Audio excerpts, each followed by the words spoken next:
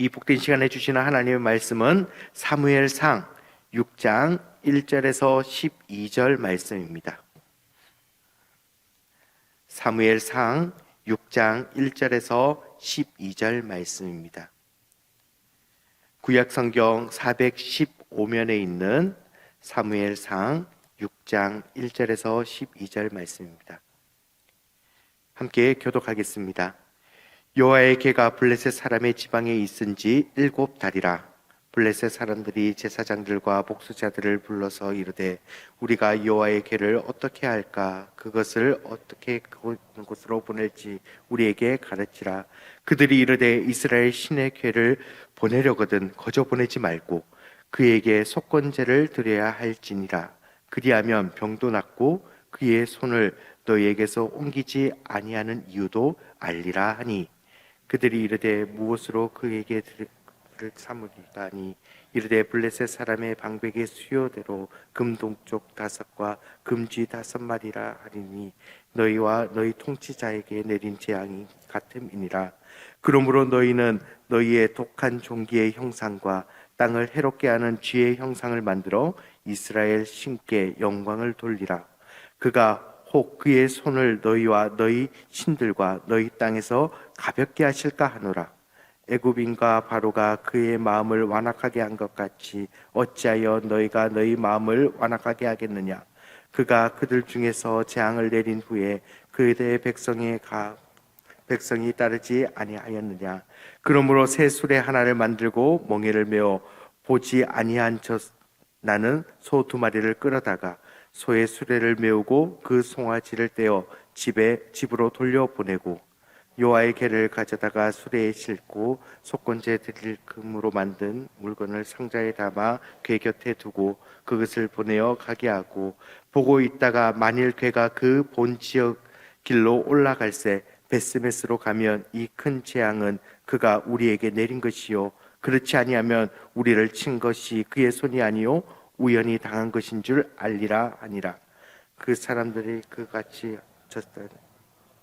수레를 메우고 송아지들을 집에 가두고 여호와의 궤와 및 금쥐와 그들의 독종 형상을 담은 상자를 수레 위에 실으니, 암소가 베세메스 길로 향하여 대로로 가며 갈 때에 울고 좌우로 치우치지 아니하였고 블레셋 방백들은 베세메스 경계까지 따라가니라. 아멘. 우리들의 삶이 종종 실패했다 생각할 때 혹시 그 문제들이 해결되어지는 경험들을 하신 적이 있으십니까? 성경에서도 자주 이러한 모습들이 기록되어 있습니다. 성경에서뿐만 아니라 우리들의 삶에서도 너무나 자주 이러한 상황들을 경험할 때가 있습니다. 내가 할 수 없습니다. 더 이상 나는 이 문제를 내 힘으로 처리할 수 없습니다.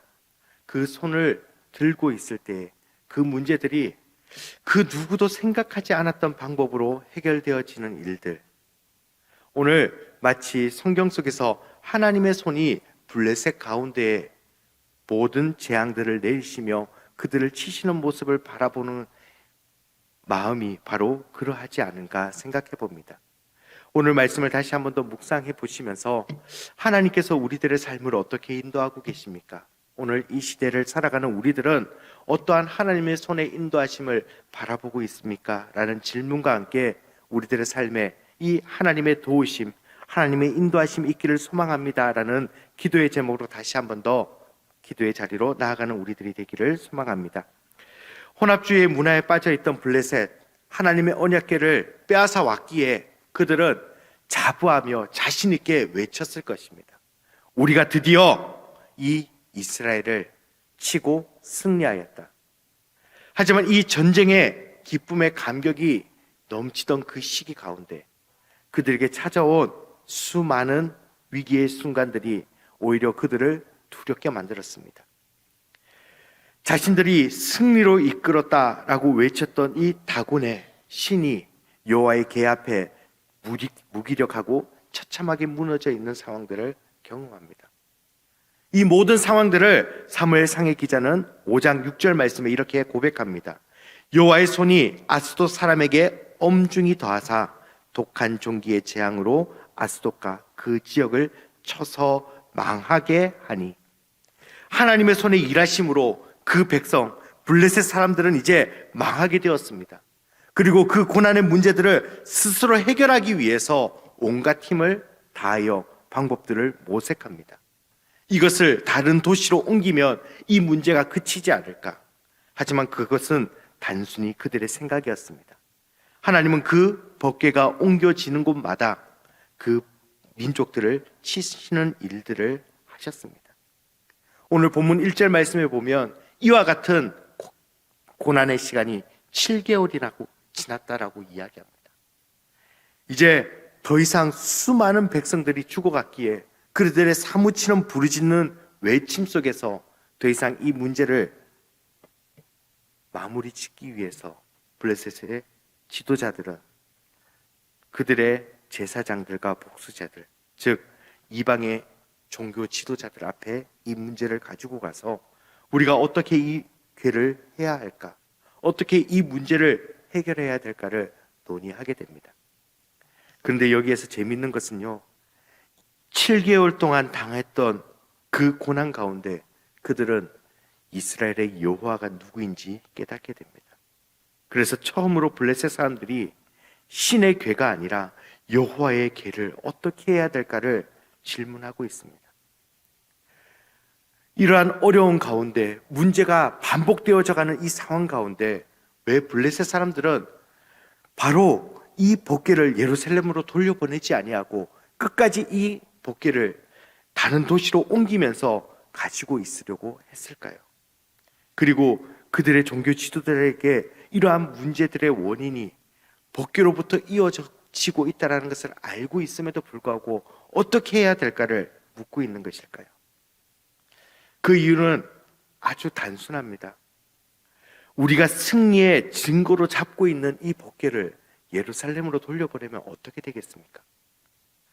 승리의 증거라고 생각하였던 이것이 오히려 우리를 어렵게 만들었고, 이 문제를 어렵게 만든 이스라엘 신이 참 신이라는 것을 오히려 인정하게 되는 상황이 그들에게 놓여져 있기 때문에 이 문제를 쉽게 이스라엘로 이 법궤를 돌려보내는 일로 결정하지 못했던 그들의 우왕좌왕하는 모습을 저희들은 발견할 수 있습니다. 하지만 이스라엘 백성들도 잊어버리고 있던 이 여호와의 계획의 영광을 블레셋 사람들이 발견하게 됩니다.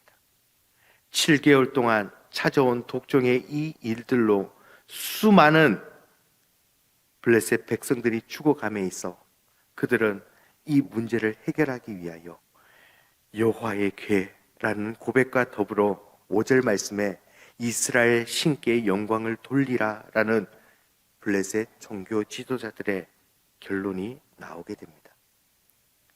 혹시 우리가 그 신께 영광을 돌리면 우리에게 찾아온 이 문제를 해결해 주지 않을까?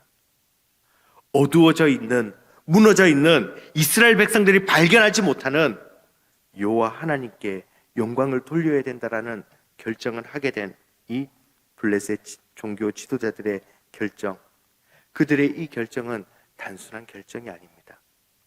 그들의 삶 속에 하나님의 일하심을 그들도 인정할 수밖에 없었기 때문입니다. 하지만 그들은 어떻게 했습니까? 이 궤를 보내면서 끝까지 이 문제가 하나님의 일하심인가, 정말 이 문제가 여호와의 궤로부터 우리에게 찾아온 하나님의 심판인가에 대하여 다시 한 번 더 시험해 보고자 합니다. 젖을 떼지 않은 소를 통하여서 그 소가 그 길을 가는지를 살펴보는 이 블레셋 종교 지도자들과 모든 앞장선 자들의 시선, 베세메스의 경계선을 넘어갈 때까지 혹시 돌아오지 않을까, 혹시 돌아오지 않을까 하는 마음으로 그 궤의 뒤를 쫓아갔던 이 사람들의 모습을 보아서 그들이 이 문제가 하나님으로부터 오지 않았으면, 이것이 그냥 우연한 일이었으면 하는 마음을 발견하게 됩니다. 사랑하는 우리 새로운 가족 여러분, 혹시 우리들의 삶에서는 하나님의 일하심에 대하여 어떻게 생각하십니까? 그리고 그 하나님의 일하심을 위하여 우리는 어떻게 기도하며 나아가고 계십니까? 이스라엘 백성들의 타락이 깊어지는 가운데 그들은 하나님을 자신의 도구로 사용하는 모습들을 바라보고 있습니다. 오늘 한국교회도 그러하지 않습니까? 우리들의 삶의 기쁨과 우리 삶의 만족을 위하여 내 삶의 어떠한 결정을 하나님께서 도우실 것을 요청하고 명령하듯이 부르짖는 모습이 우리의 모습은 아닙니까? 끝까지 하나님의 일하심을 인정하고 싶지 않았던 블레셋의 백성들과 같이 7개월 동안 그 어려운 일들이 우리의 삶에 있음에도 불구하고 그것이 하나님의 손에 인도하심이라는 것을 이미 고백하였음에도 불구하고 놓지 못했던 그 백성들과 같은 마음이 우리들의 마음은 아닙니까? 블레셋 사람들은 출애굽하던 백성들의 이야기를 돌아보면서 이 교회가 다시 블레셋에서 이스라엘로 돌아가고자 하는 일들을 바라보게 됩니다. 정말 하나님께서 일하시는 그 하나님의 손의 일하심을 끝까지 바라보았던 이 백성들, 오늘 이 하나님의 손의 도우심의 일하심이 우리들의 삶 속에서도 여전히 일하고 계심을 저희들은 고백합니다. 그렇게 우리는 하나님을 나의 도구로 삼고 나의 어떠한 일들을 해결해 주는 대상으로 바라보는 것이 아니라 참 하나님이 어떠한 분인지를 더 깊게 묵상하며 나아가기를 소망합니다. 사랑하는 우리 새로운 교회 믿음의 동역자 여러분, 오늘 우리들이 믿고 붙드는 하나님은 어떠한 분이십니까?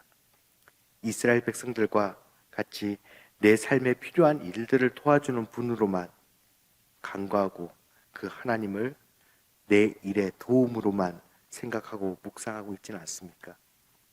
하나님의 권위를 무시하고 있는 이 블레셋 백성들과 같이 우리 한국교회가 하나님의 일하심을 무시하고 있는 상황들이 이어지고 있지는 않습니까?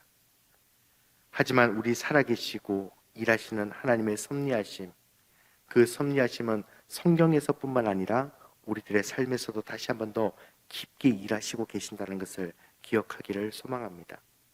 온전히 순종하며 하나님 앞에 나아가기 위한, 하나님의 일하심을 바라보기 위한 우리들의 삶이 이어지기를 소망합니다. 세상 끝까지 우연히 찾아오는 하나님의 일하심이 아니라 오늘도 내 삶을 지키시고 만지시고 인도하시는 그 인도하심이 오늘 나의 삶의 문제를, 우리의 기도의 제목을 들어 인도하시기를 다시 한 번 더 하나님 앞에 부르짖고 나아가는 저희들 되기를 소망합니다. 내 삶의 모든 영역뿐만 아니라 내 자녀들의 삶, 우리 손주들의 삶, 영원한 그 하나님의 섭리하심과 인도하시는 그 은혜로 오늘도 우리를 인도하여 주시옵소서. 이 기도의 제목이 저희들의 삶의 평생의 기도의 제목이 되며 오늘 저희들이 부르짖는 기도의 제목으로 주님 앞에 나아가기를 소망합니다. 함께 기도하겠습니다. 우리를 지키시고 인도하신 하나님, 블레셋 백성들은 하나님의 손에 일하심으로 찾아온 그 위기 가운데 그것이 하나님의 일하심이라고 인정하고 싶지 않아 끝까지 그 결정을 유보하며 나아갔던 모습을 오늘 말씀을 통해서 바라보게 됩니다. 하지만 하나님, 보이지 않는 하나님의 손에 인도하심으로 그 나라를 치시고 무너지게 만드셨던 그 하나님의 일하심, 하나님의 살아계심과 하나님의 섭리하심이 그곳에 있다는 것을 증거로 보여주시는 그 하나님의 일하심 앞에 오늘 우리 삶에서도 이 하나님의 일하심이 동일하게 우리의 삶을 인도하실 것을 기대하며 다시 한 번 더 주님께 무릎으로 나아갑니다. 하나님, 눈에 보이지 않는 그 하나님의 손이 오늘 나의 삶의 영역에 내 자녀들과 우리의 모든 가정 위에 이 나라 위에 있기를 간절히 소망하오니 주님, 하나님께서 다시 한 번 더 영광 받으실 분이심을 저희들이 깨닫게 하시고 그 하나님 앞에 날마다 나아가게 하여 주시옵소서. 예수 그리스도의 이름으로 기도드립니다. 아멘.